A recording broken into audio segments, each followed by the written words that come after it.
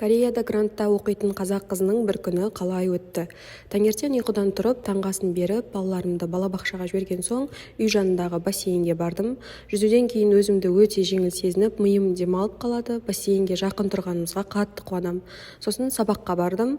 Мен бьюти саласында оқитын болған соң, университетте косметиканың мини зауыты және зерттеу орталығы десем болады.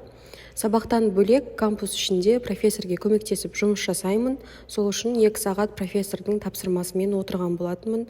Егер де Кореяда студенттер қандай жұмыс жасаса болады деген сұрақ мазаласа, пікір қалдырыңыздар, келесі видеода шығарамын. Профессордың тапсырмасын бітіргеннен кейін грантқа түскен шетелдіктермен жиналысқа бардым. Бірінші курсқа түскеннен кейін көп нәрсені әлі түсінбейді.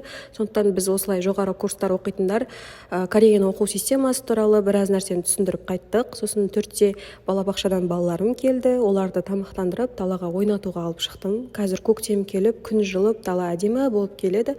Біз бұл апартаментте тұрмаймыз, бірақ площадкалар үлкен болған соң күнде осы жерге ойнауға келеміз.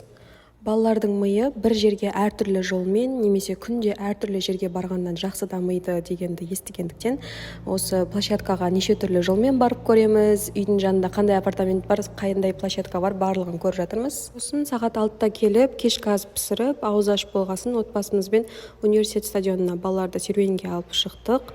Кешкі серуенге шықпаса ұйықтамайтын біздің балалар ғана ма, әлде сіздер де күнде кешке серуенге шығуға тырысасыздар ма? Стадионда кәрістері осылай жүгіріп жүр екен. Жалпы серуеннен кейін балалар жақсы ұйықтайтын байқағасын біз осылай күнде шығуға тырысамыз. Бірақ енді қатты суық болып жатса шықпайтын күндер де болады. Менің бүгінгі күнім қысқаша осылай өтті. Назарларыңызға рахмет.